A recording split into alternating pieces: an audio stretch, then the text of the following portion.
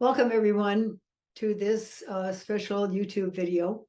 We are celebrating the launch of the book of teachings that you've been in part listening to all these years now through our YouTube videos. These are selected teishos that we decided would turn into a book so that the teachings would be more available to more people. I just learned today that the book is available right now on Amazon.com. If you go to the publisher, Sumero Press, you can get bulk discounts if you want to order a bunch of them at a deep discount. And I wanted to, as part of the celebration, introduce our book group. 5 of my students, senior students, who have made it possible for this book to come into being. It would not have been possible without their help. And so we will first have a rousing tune by Justin, and then we will go around and each person will share their role in the book and also feedback on what made it helpful to them, what made it worth doing for them, what some of the challenges were, what some of the joys were.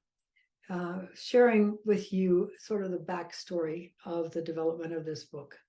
And we hope that this book will go for many years to help inspire and teach and support people in their Zen practice. It's a little different from most books on Zen and covers a number of situations and topics that aren't ordinarily talked about, which I think is very important.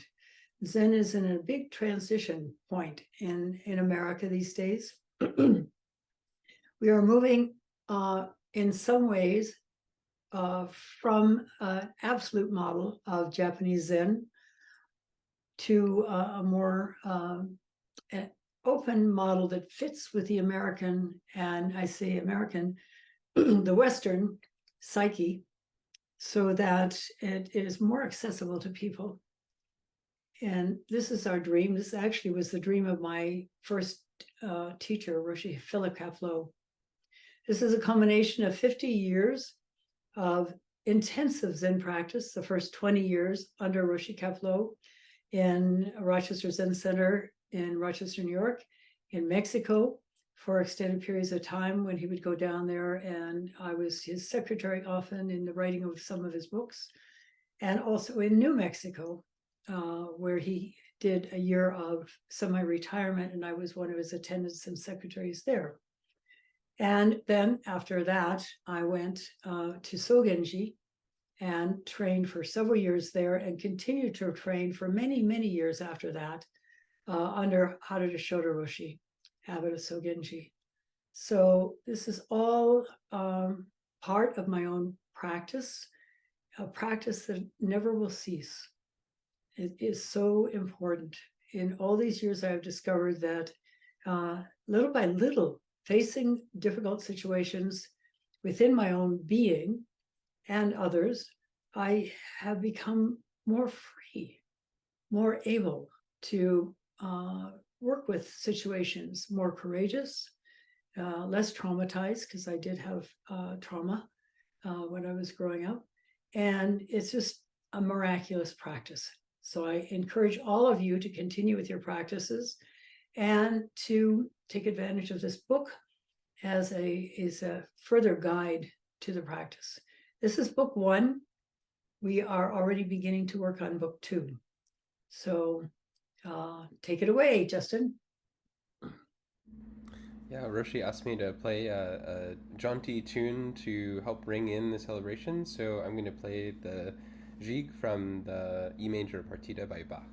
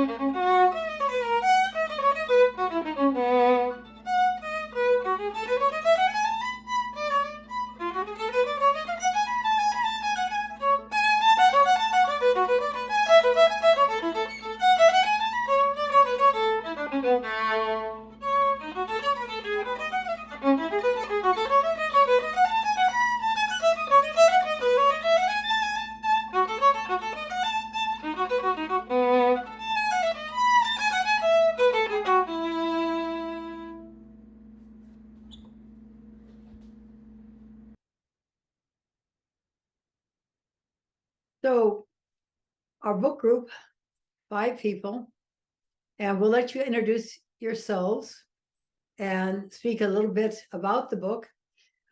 Let's begin with Genshin Jeremy Cranford. Thanks, Mitra.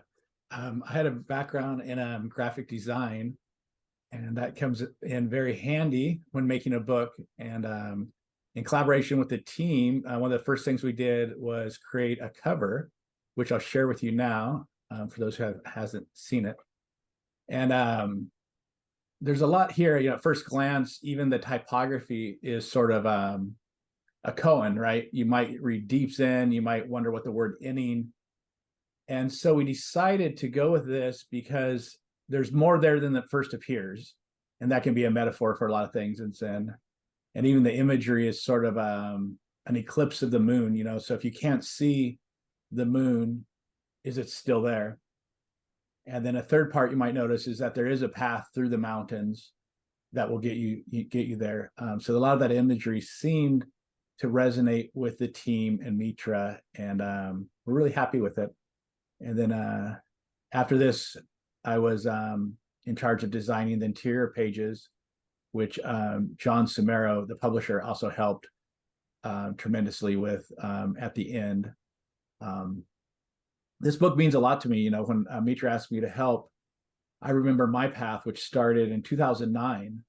I was full of depression and anger, and I thought there must be another way. And the first time I sat down for an interview with Mitra, she asked me, "Why are you here?" And I said, "Can you help me stop suffering?" I was looking for anywhere. And luckily I found Mitra, and I found the path of Zen. And I thought, what are the odds of that happening? Because I was in San Marcos at the Hidden Valley Zen Center. And since then, my work transferred me, and Mitra, went to go full-time at Mountain Gate. And so I looked at the synchronicities that allowed me to meet Mitra and to be introduced to the teachings. And when I was making this book, I thought, wow, all of that I encountered by chance, someone can get that same path and guidance through this book. And so that personal experience is now portable with this book. What I encountered and the guidance, anyone who has access to purchase a book now has access to, so they don't have to by chance be in New Mexico or San Marcos. You just need access to the book. So I thought that was really great, and that was part of my motivation in wanting to work on this book and be part of it. So now that it's out there, I have nothing but a tremendous gratitude and joy to see where it goes, and hopefully as a light to many people. So that was my role and sort of what it means to me. Leslie, do you want to share a little bit about your role? Sure. Do you want to take off the screen sharing for me? Thanks. So I'm Daigon Leslie Ching, DO. I'm an osteopathic physician, mostly working in Tulsa right now. And I have been working with Roshi Mitra since 2021, trying to think back through the years. And prior to having more flexibility in my schedule, I had to practice Zen here and there on breaks from medical training. And I read a lot of books in the meantime. So reading Zen books has been a real lifeline for me in different aspects, different times of my life, because I couldn't practice as much. So I thought that it was really inspiring that Roshi had the YouTube videos, and then makes it, the book makes it more accessible. I agree with for a lot of other people who may not have hours and hours to spend with YouTube videos. So my role with the book was mostly in the beginning with the listening to the teishos, to the talks, and making summaries of them, and helping with some of the selection process and the editing. So it's been a real pleasure for me and a big journey. And actually, Leslie, you also were the conduit to the publisher too. You did a a lot of special things to help us with contract work and finding out about publishers and so on too. I forgot about that. So, so thank you for reminding me. Justin, why don't you go next? Sure. Thank you. So my name is Hangen Justin Zeitlinger, and I became a student of Roshi's in 2022, and I did a year of residential training at Mountain Gate from June 2022 to June 2023. And prior to that, similar to Leslie, I, kind of just had to, I was going to school full time and working, and I just kind of had to practice Zen here and there, and also was reading a lot of books, and doing residential training at Mountain Gate really was the bridge for me in terms of making that leap from reading about Zen to really practicing Zen intensively. Um, and so actually, even before I became a student of Roshi's, I was always kind of hoping she would write a book. And then shortly after I got to Mountain Gate, Leslie was like, "Oh, Roshi's going to write a book," and I was like, "Oh, that's awesome." So I was there for most of the writing of it, and I helped with the editing of the text and along with Daishin, we sort of transcribed the teishos and uh, transform them from the spoken teisho into a text that would work better for a book, and spent a lot of hours side by side with Roshi, just going over the chapters and going you know going through everything. um, and yeah, it was a really rewarding experience, and a big thing for me. These teishos mean so much to me, so it was definitely a experience I'll never forget. And now after this past summer, I moved to Seattle to do my graduate degree in music. And between you and Genshin, you were able to get the Google Drive up and running. And so we had access, all of us had access to all the different iterations of the different chapters, which made a big difference. Yeah, thank you for pulling the footnotes out the last minute for me. Yeah, we're going between two different programs, between Word, where it's easy to do footnotes, and InDesign, where you have to actually enter them yourself. And Genshin's the InDesign master. Unfortunately, in importing Word documents, he had to also separately figure out where those footnotes went and put them back into the Word document. So there's been some jumping through hoops on this project. So who's next, Justin? Yeah, I guess Shannon Bodeko, do you want to introduce yourself? Yeah, my name is Bodeko Shannon Starkey, and I've been training with Roshi since 1996. Yes, yes. And then after college, I did some residential training and have been there a lot since then, trying to do every session, and lived there. Recently, I adopted a puppy who is asleep here. Otherwise, I'm there most of the time, but with the puppy, I've been down at home more. But I've just been so excited to be a part of this project. It's just been so great to work with everybody. I've been wanting Roshi to write a book for a long time, and harassed her about it a few times, I think.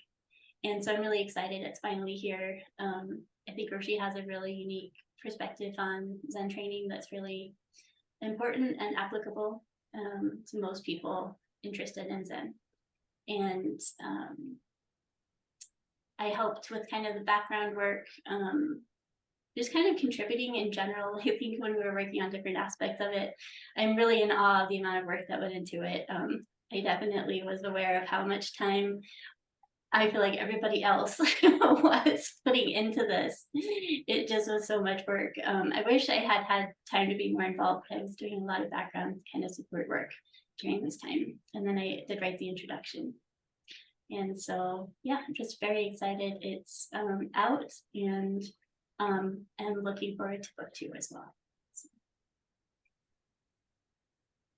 So, oh yes. Somebody say something. Next. Patrick Daishin.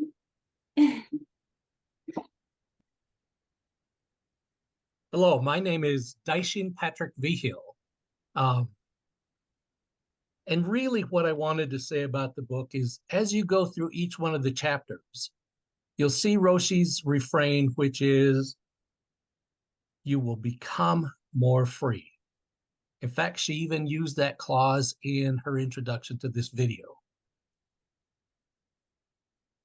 If you follow her practices and her teachings, and if you walk the Zen path, even as a casual student, if you follow these teachings and take them to heart, you will indeed become more free and more and more and more free.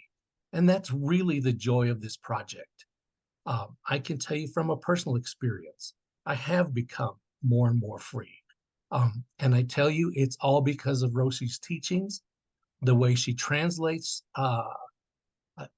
Japanese practices into modern American practices and makes those teachings accessible to all. Rush to Amazon, pick up that book, and become more and more free. Thank you. Thanks, Daishin. And Daishin he's the one that started all this by going into the YouTube videos and downloading certain videos that he thought would really work together, and then transcribing them, which is a huge job. And that made the whole thing manageable, really. It made it possible because without that initial step of choosing the particular teishos to use and then downloading the transcriptions or adding the transcriptions, made it possible for the rest of us to really get to town, including me, especially me. If I hadn't had those transcriptions and hadn't had the support of all of you, it just wouldn't have happened. So Daishin really was the catalyst for all of this, and so appreciative, Daishin.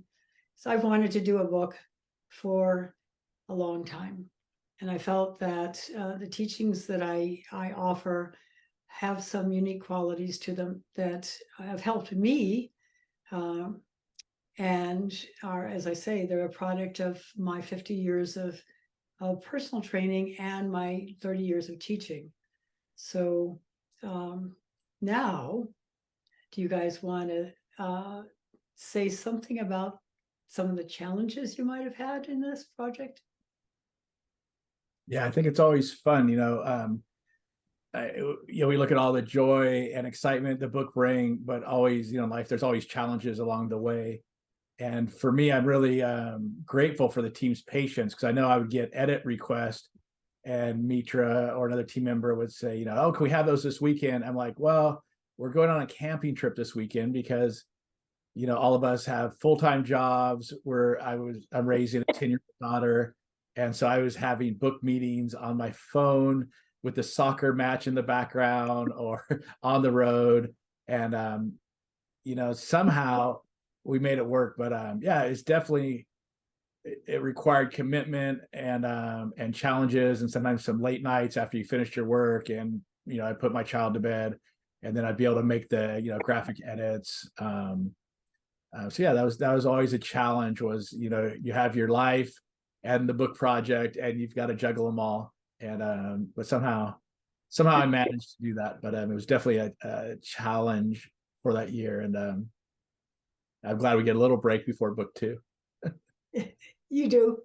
Yeah. I'll get going on it. Yeah. Daishin, do you want to talk about some of the challenges on this project?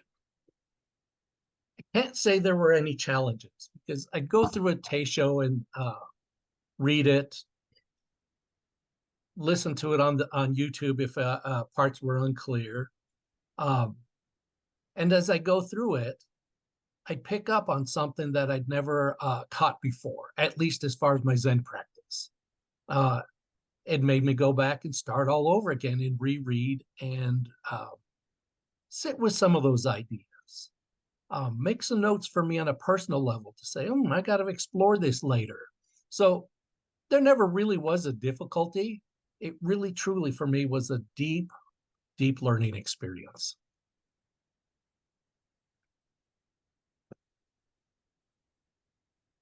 I don't know, Leslie, how about you?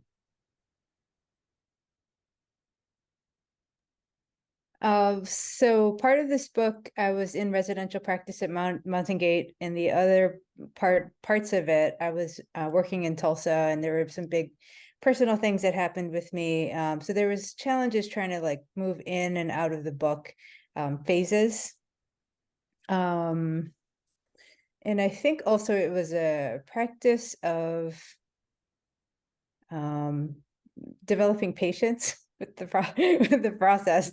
Because I'd never worked on a book before, and not always the greatest with group projects. So so I feel like it was definitely a practice for me to be part of this book project. And it was I feel like I learned a lot about Zen practice and trying to bring it into whatever is going on right at the moment. And I also felt like I got a lot closer with everybody on the project too. So that was nice because I hadn't, when I first got to Mountain Gate in May 2022, didn't really know anybody on this project. And so that was really a nice part of this, is the feeling of community we developed. Shannon, would you like to talk about challenges?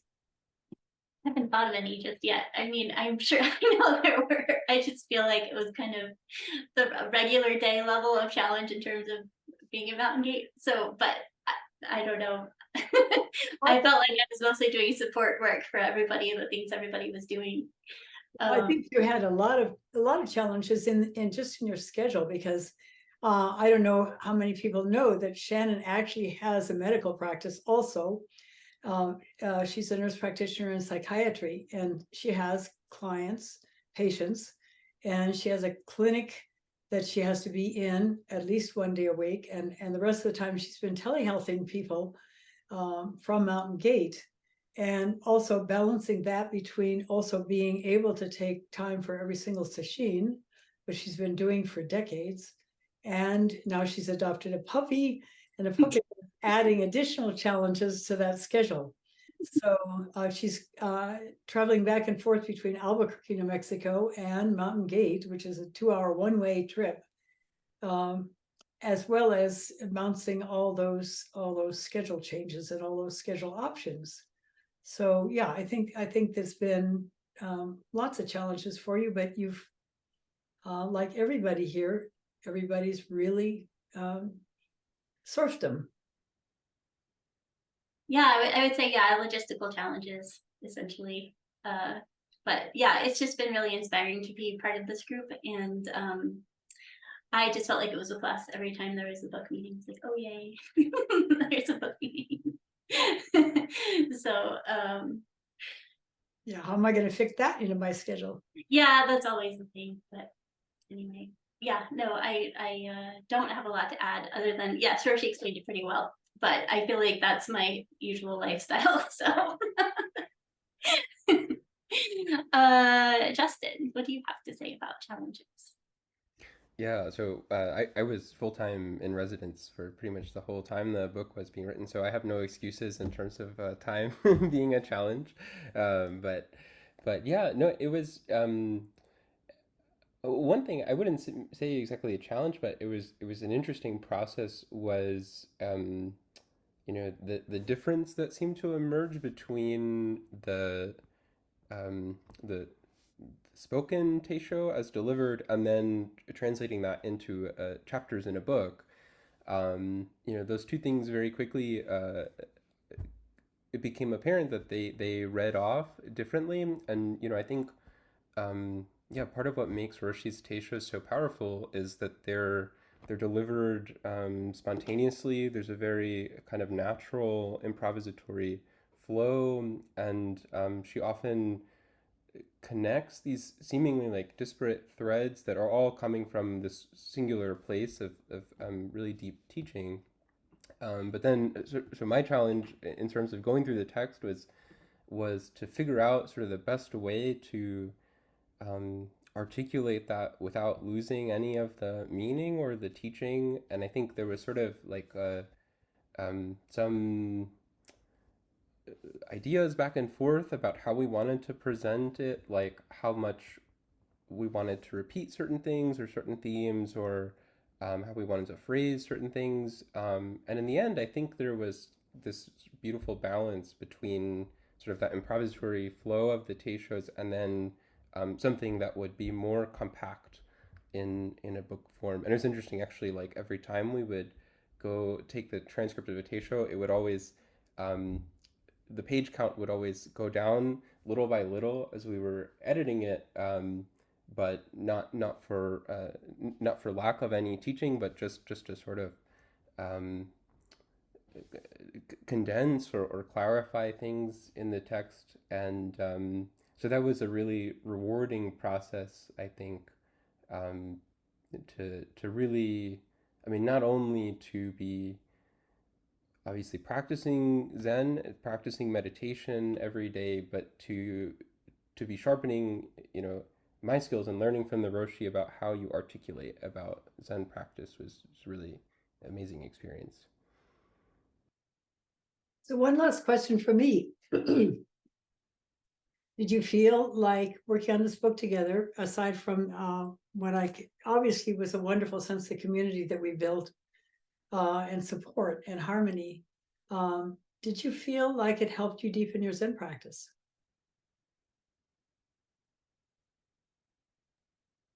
I'll go ahead and start in the normal order, I guess. Yeah, for me, I mean, reading the Teishos definitely helped. In addition, sort of like listening is one mode of learning, and then reading is another mode of learning.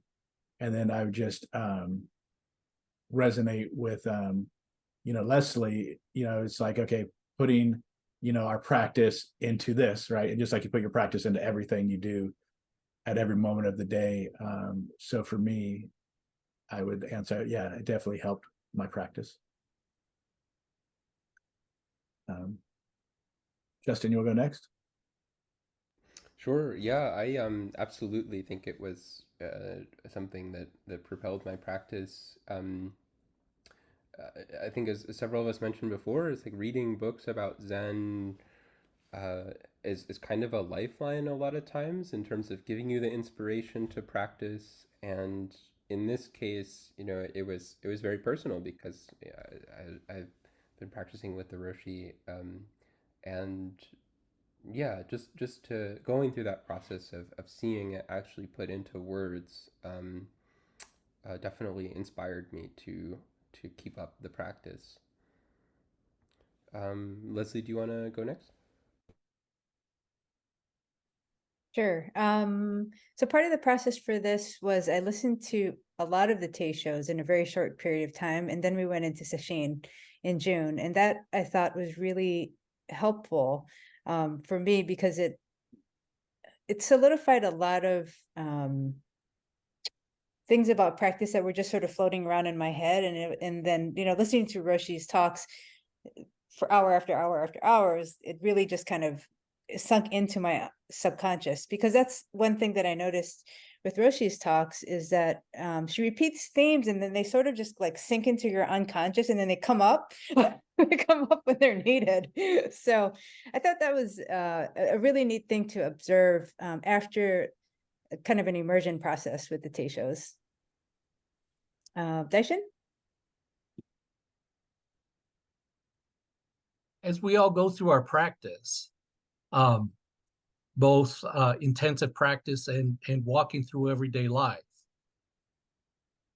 we come up with questions and we think, gee, I need to ask Roshi about that. Oh, I better write that down so I don't forget to ask Roshi about that. Oh, I can't wait to the next Sanzen so I can talk to Roshi about the answer to that question. By the time I get to Sanzen, a lot of my questions have been answered. Every one of those talks spoke directly to a question I had. And then that leapfrogged me back onto the cushion, back into some Zazen. And then another question would come up, and I'd ponder that for a while. And darned if she didn't answer it in another Teisho. Roshi's fond of quoting, I think it's Philip Kapleau-Roshi, who said, the best book to read about Zen is the one that gets you closest to, or gets you to the cushion the quickest. Roshi's book doesn't just get you to the cushion. It wakes you up in everyday life. And for that reason, my practice has significantly improved. Frankly, as has my life. Even people around me say, I don't know what's up, but you're really different. It's a better different, but you're different. So I encourage all of you, get the book on Amazon. And I think that's everybody, right? Oh no, we got Shannon. Shannon, you're over there. Yeah, I Got think you. everybody has really said it very well. And I also felt like it was really different to see the teishos written, since I'm so used to listening to them. And it does sort of, yeah, wake you up in a different way. Especially often, you know, during session, we're pretty tired in the afternoon. So it's nice to read it when I'm not tired. And yeah, very inspiring for you know, deepening as much as possible and incorporating that into daily life. That's the core of Roshi's teaching, and it does remind and inspire. And so it's powerful in that way. And I also was really inspired by how everybody has worked so hard on their practice just in general, but also through this book, just the quality of like effort and passion that people put into the group work in the book. It was just really inspiring. It just felt like another kind of work session, maybe deepening together in this particular way. So thank you. Thank you, everybody. I owe you immensely. I'm so grateful for all of your help and getting this book out, where it will hopefully benefit countless more people who would not have access to YouTube videos or perhaps any other way of learning about teaching. So wonderful working with you. It's been inspiring to see your practice deepen as a result of all of this. And after a little bit of space, I'll start, because I have to start it first. We'll gradually, eventually get on to book 2 when we've got something to work with, which is my job first. So again, thank you. Thank you. Thank you. Thank you, everyone. And thank you, Mitra. You're welcome. Thank you.